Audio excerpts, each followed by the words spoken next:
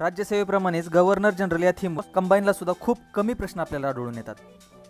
2017 पासून पेपरला सुरुवात झाली आणि त्याच्या पुढच्या वर्षी म्हणजे 2018ला जो पेपर झाला यातील कायदे ही थीम सोडली तर प्रत्येक थीम ही गेल्या वर्षीच्या म्हणजेच 2017च्या पेपरमधून रिपीट झाली आहे. 2024च्या प्रिलिममध्ये इतिहास विषयाचा एकही प्रश्न हा थीम्सच्या बाहेरचा विचारला गेलेला नाही. प्रत्येक थीम ही रिपीटेड. 2022 प्रत्येक वर्षी इतिहासावर 15 प्रश्न विचारण्याची टेंडन्सी आपल्याला इथे पाहायला मिळते. 2023 आणि 24 इथे 10 प्रश्न विचारले गेलेले आहेत. राज्यसेवेला ज्या थीमवर सगळ्यात कमी प्रश्न आढळले ते म्हणजे 1857ची थीम आणि यावर 2017 ते 2024 ऑलमोस्ट प्रत्येक वर्षी एक तरी प्रश्न आपल्याला आढळतोच. इतिहास या विषयाचं कोणतं पुस्तक वाचू आणि कुठलं वाचू याच्यापेक्षा जे दिलेलं पुस्तक आहे त्याच्यातलं मी काय वाचू ही एक विचार करण्याची गोष्ट. नमस्कार विद्यार्थी मित्रांनो, या व्हिडिओमध्ये आपण पाहणार आहोत 2017 ते 2024 या वर्षी झालेल्या कंबाईन ग्रुप बीच्या परीक्षेत विचारले गेलेल्या इतिहास या विषयाच्या थीम्स.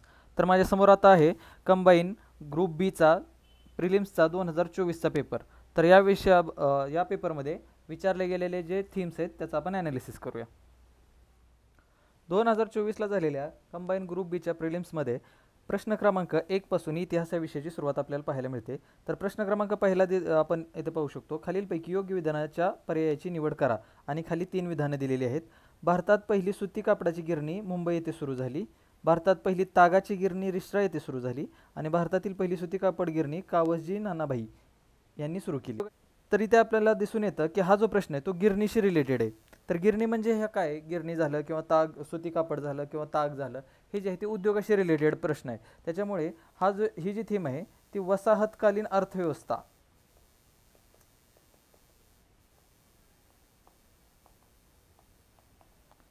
या ब्रॉड थीमच्या अंडर जी उद्योग ही सब थीम आहे त्याच्यामध्ये हा प्रश्न येतो.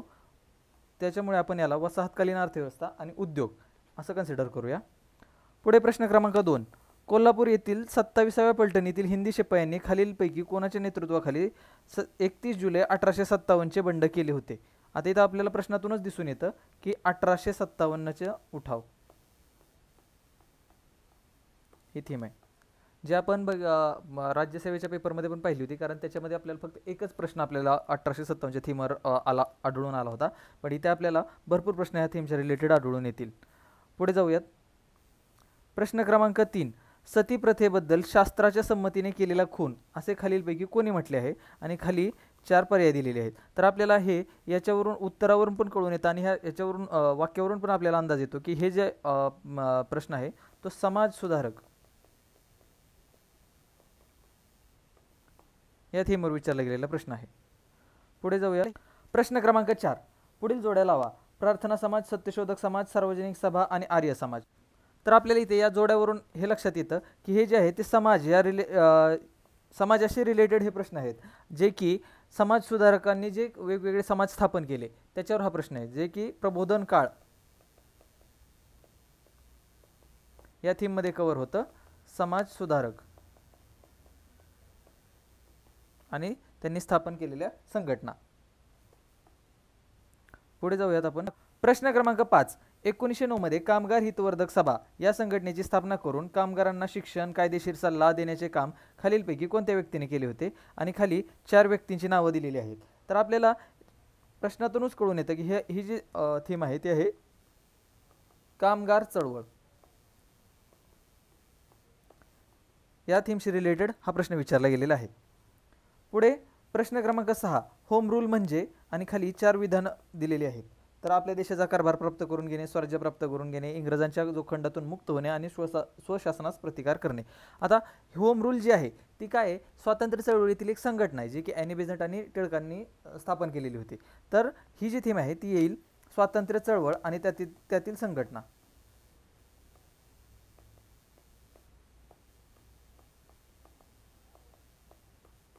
या थीमच्या अंडर हा प्रश्न कव्हर होईल. पुढे प्रश्न क्रमांक 7, 26 जुलै 1876 रोजी सुरेंद्रनाथ बॅनर्जी यांनी स्थापन केलेल्या इंडियन असोसिएशनचे पहिले सचिव कोण होते आणि खाली 4 पर्याय दिलेले आहेत. तर इंडियन असोसिएशन ही एक संघटना आहे जी की स्वातंत्र्य चळवळीत स्थापन केली गेलेली होती. त्याच्यामुळे ही पण थीम स्वातंत्र्य चळवळ आणि त्यातील संघटना हीच येईल.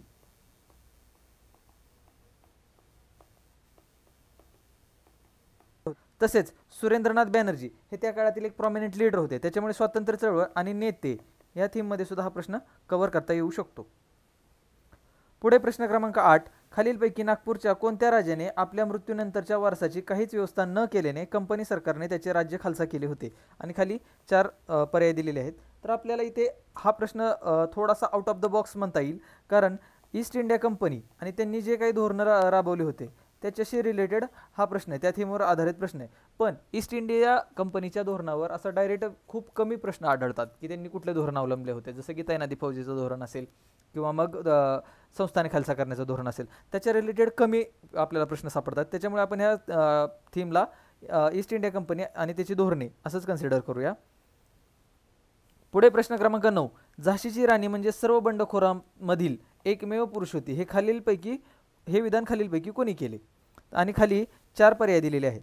तर आता ही जे थीम आहे ती आहे 1857चा उठाव. त्या थीमच्या अंडर हा प्रश्न येतो. पुढे प्रश्न क्रमांक 10, 27 जुलै 1889 रोजी लंडन येथे राष्ट्रीय काँग्रेसच्या ब्रिटिश इंडिया कमिटीच्या स्थापनेमध्ये खालीलपैकी कोणत्या व्यक्ती संबंधित होत्या? आणि खाली 4 पर्याय दिलेले आहेत. ब्रिटिश इंडिया कमिटी ही एक संघटना होती, त्याच्यामुळे हा प्रश्न देखील स्वातंत्र्य चळवळ आणि त्यातील संघटना याच थीममध्ये आपण कव्हर करूया. स्वातंत्र्य चळवळ, संघटना. तर इथे आपण पाहू शकतो 2017 ते 2024 यामध्ये 2017 पासून ते 2022 पर्यंत प्रत्येक वर्षी आयोगाने 15 प्रश्न विचारलेले आहेत. पण 23 आणि 24 या 2 वर्षी मात्र आयोगाने इतिहासाला वेटेज कमी करून फक्त 10च प्रश्न विचारलेले आहेत.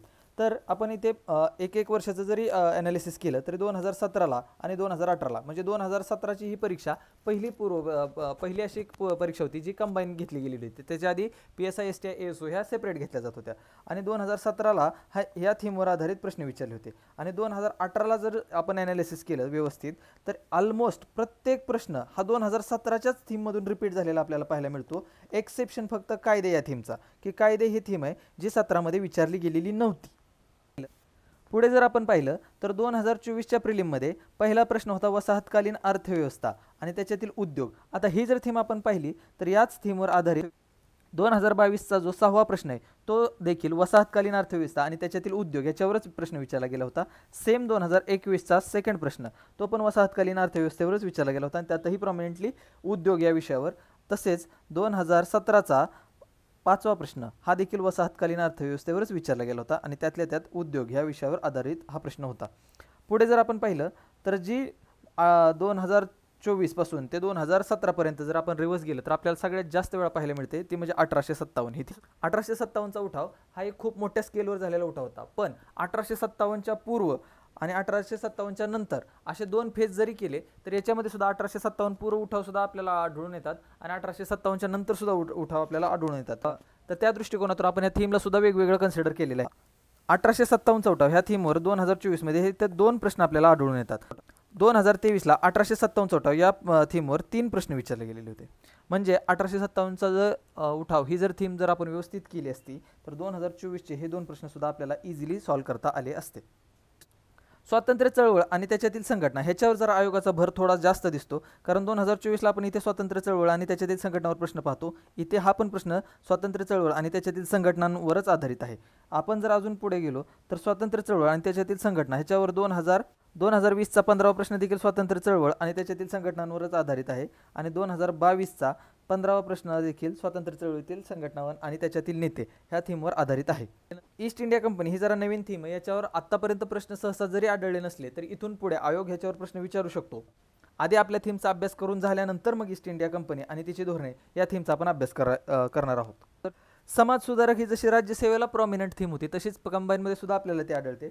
ऑलमोस्ट प्रत्येक वर्षी 2024 पासून जर बघितलं तर आपण समाज सुधारकावर प्रत्येक वर्षी हा प्रश्न विचारलेला आढळून येतो. आता 2023चा हा 3रा प्रश्न देखील समाज सुधारकावर आहे, 9वा प्रश्न सुद्धा समाज सुधारकावर आहे, 7वा प्रश्न सुद्धा समाज सुधारकावर विचारला गेलेला आहे. तसेच आपल्याला 2022ला सुद्धा इथे समाज सुधारक आढळून येतात. समाज सुधारकावर ऑलमोस्ट 2024 ते 2017 प्रत्येक वर्षी समाज सुधारकावर प्रश्न आढळून येतोच. आणि त्यातल्या त्यात महाराष्ट्राशी रिलेटेड जे ही काही प्रॉमिनंट घटना घडल्या आणि त्याच्यातून ज्या समाज सुधारकांनी नवी दिशा दिली त्याच्यावर आपल्याला प्रश्नांचा कल हा जास्त आढळतो. कंबाईनच्या पेपरमध्ये 1857चे उठाव की असतील किंवा मग स्वातंत्र्य चळवळ असेल, तर याच्याशी रिलेटेड महाराष्ट्रामध्ये कोणत्या गोष्टी घडल्या आणि महाराष्ट्राने त्याला कसा प्रतिसाद दिला याच्यावर थोडा जास्त भर दिलेला आपल्याला आढळतो. 8वा प्रश्न सोडला तर ऑलमोस्ट प्रत्येक प्रश्न हा रिपीटेड थीममधून विचारला गेलेला आहे. त्याच्यामुळे आपण जर ह्या थीमचं जर ॲनालिसिस व्यवस्थित केला आणि त्याची जर जास्त माहिती घेतली आणि त्याच्यावर जर जास्त भर देऊन आपण वाचन केलं तर आपण 2025चा पेपर इझिली टॅकल करू शकतो. हे मी केलेले ॲनालिसिस आहे जे की 2017 ते 2024 मधील इतिहास या विषयाचं थीम्स दर्शवतं. पण तुम्ही स्वतः देखील या विषयाचा ॲनालिसिस करू शकता आणि स्वतः देखील अशा याप्रमाणे तुम्ही थीम्सचा ॲनालिसिस करून त्यावर अभ्यास करू शकता. आय होप तुम्हाला हा व्हिडिओ आवडला असेल. धन्यवाद.